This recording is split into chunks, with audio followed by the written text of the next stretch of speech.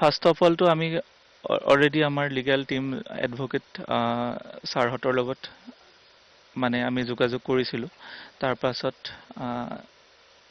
Lastly এতিয়া যোনটো স্থানত আছোঁ, লাষ্টলি আমি DGP ছাৰকো ইনফৰ্ম কৰিলোঁ যে আমি যোনখিনি লাষ্ট 7 days দেখি আছোঁ, ভাবিছিলোঁ যে বেলেগ নিউজ যেনেকৈ দুদিন এদিন বাজিখিনি কমি যায়, ভাবিছিলোঁ বিশালে নিজে ষ্টেটমেণ্ট দিলে, বিশালক লাইক যদি সি দোষী অবভিয়াছলি কোৰ্টে সেইখিনি চাব। চ' আমি ভাবিছিলোঁ নিউজখিনি আমাৰ বন্ধ হৈ যাব। বাট এতিয়া নিউজে আমাক পাৰ্চনেলি টাৰ্গেট কৰিলে। মোৰ লগত যোনে কাম কৰে, সুভান হওক, চন্দন হওক, তেওঁলোককো উঠাই কিনি প্ৰশ্ন কৰি আছে, যিহেতু ট্ৰেডিঙৰ লগত তেওঁলোকৰ জিৰ' ৰিলেশ্যন। ঠিক আছে।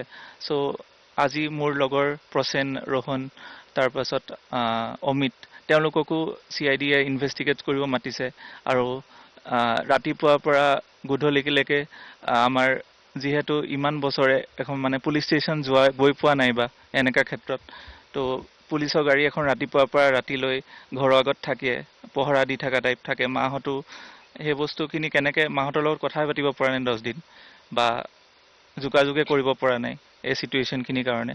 তো সেই বস্তুখিনি চিটুৱেশ্যনখিনি চায়ে লাষ্টত আমি ভাবিলোঁ যে আমি নিজে ওলাই দিওঁ, যে আমাৰ ফেমিলিটো বা আমাৰ ফ্ৰেণ্ডছখিনিয়ে কষ্ট নাপাওক। তো সেইখিনি সিদ্ধান্ত লৈ DGP ছাৰহঁতৰ লগত কণ্টেক্ট কৰি, লিগেল টিমৰ লগত কণ্টেক্ট কৰি আমি জাষ্ট আত্মসমৰ্পণ কৰিম বুলি আগবাঢ়ি আহিছোঁ। একচুৱেলি ভাইটিও এটা মোৰ গতে বহুত ইণ্ট্ৰভাৰ্ট এটা কি কয়, আমি দুটাই ল'ৰা, ভাইটি আৰু মই। তো ভাইটিও এজন ইণ্ট্ৰভাৰ্ট মানুহ, ইণ্ট্ৰভাৰ্ট ল'ৰা। তো তাক মই কি কয়, যিমান জানো সি বেংগালোৰত চাকৰি কৰি আছিলে। তো তেতিয়াৰ পৰাই কি কয়, আমাৰ বহুত ডেইলি কথা নহ'লেও আমি বণ্ডিংটো ভাল আছিলে। তো বিহাৰৰ নিউজটো মই আজি দেখি মই ফেক বুলিয়ে ভাবিছিলোঁ। বিকজ মই সি পলাই দিব বুলি ভবা নাছিলোঁ, কাৰণ মই হেৰি কি কয়, সি চাগে পেনিকে কৰিলে চাগে সেইটো চিটুৱেশ্যনত। দাদাহঁতক যিহেতু মিডিয়াই এনেকৈ ইমান টাৰ্গেট কৰি লৈছে, নিৰ্দোষী কৈছে, মোক যেনেকৈ কৈছে মই চিণ্ডিকেটৰ লগত জড়িত, মোৰ বাগান ইমানখন আছে, মই কি কয় বেলেগৰ পৰা ফৰ্চুনাৰ গিফ্ট লৈছোঁ। বাট সেইটোতো বেংক ষ্টেটমেণ্ট চালে এতিয়াও EMI দি আছোঁ। আজিও EMI দি আছোঁ। নিজে কষ্ট 10 বছৰ 12 বছৰ যিমান দিন ফটোগ্ৰাফী কৰিছোঁ, সেই পইচা দিয়ে তেনেকৈ কাম কৰি আছোঁ। তাৰপাছত ভাইটিও সেই গোটেইখিনি নিউজ সামোৰ খাই চাগে পেনিক কৰি কিনি সি ভাবিছিলে মই গুচি যাওঁ বাহিৰত, নহ'লে মোকো পুলিচে ধৰি কিনি সোধপোছ কৰিব। সেই পেনিকতে চাগে ভাইটি গৈ আছিলে। তো সেই বাটতে চাগে ট্ৰেচ কৰি ধৰিলে ভাইটিক। বিশাল আৰু সুমি আমাৰ এটা, তাহাঁত দুটা বুলিয়ে নহয়, ময়ো এজ এ ফেমিলি মেম্বাৰ তাহাঁতৰ লগত, ঘৰখনৰ লগত বহুত ক্ল'জ আছিলোঁ। বাট মই যিহেতু অফ দ্য কেমেৰা বা বিহাইণ্ড দ্য কেমেৰা থাকোঁ, সেইকাৰণে ইকুৱেলি আপলোড কৰা নহয়। ঠিক আছে। আৰু ডুবাই যি ফটোজ ওলাইছিলে যে মই কিয় নগ'লোঁ বা এনেকৈ, তেতিয়া আছিলে ডিচেম্বৰত আৰু জানুৱাৰী টু ফেব্ৰুৱাৰী মোৰ ফুল ছিজন থাকে ৱেডিঙৰ। চ' সেইটো কাৰণে মই যোৱা নাছিলোঁ। বহুতে কৈছে কিয় নগ'ল, কিয় এনেকৈ নগ'ল।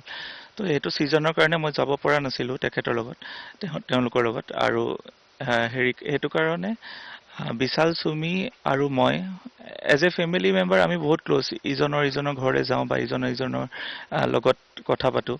তো এজ এ ফেমিলি বণ্ডিং বহুত ষ্ট্ৰং হয়। আৰু এতিয়া যিহেতু ওলাইছে বিশালৰ এই বস্তুখিনি, তো সেই বস্তুখিনিত লাইক আমাৰ তেনেকৈ একো ডাইৰেক্টলি সম্পৰ্ক নাই। ঠিক আছে। আমাৰ বিয়াখন কৰাৰ কাৰণে অলপমান বেছি ফ'কাছত আহিলোঁ আমি।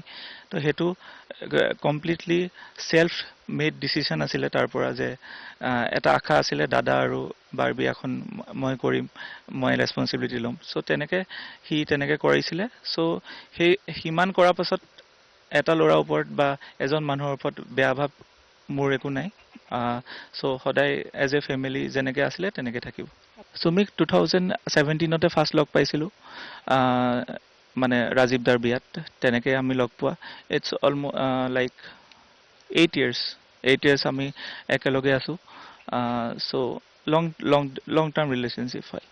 নাই, একচুৱেলি বিতৰ্কিত বিষয় সেইটো কাৰণে হৈছোঁ বিকজ আমি দুইটাই যেতিয়াৰ পৰা লগ পাইছোঁ দুটাই ইটোৰ কামত বিজি থাকোঁ। তাই নিজৰ এটা লাইন আছে, যিহেতু তাই অভিনেত্ৰী হয়, চ' শ্বুটিঙত বিজি থাকে বা এনেকে হয়। আৰু মোৰ নিজৰ এটা লাইন আছে, যিহেতু মোৰ আহ, মানে গোটেই বছৰটো 7-8 মাহ মই নিজৰ ফটোগ্ৰাফী কামত বিজি থাকোঁ। চ' তেনেকে মই ইমান মেচিয়ৰ্ড হয় যে মই ডাইৰেক্টলি তেনেকে কেতিয়াও লাইক ডাউট কৰিছোঁ বা তাইক কিবা খং কৰিছোঁ।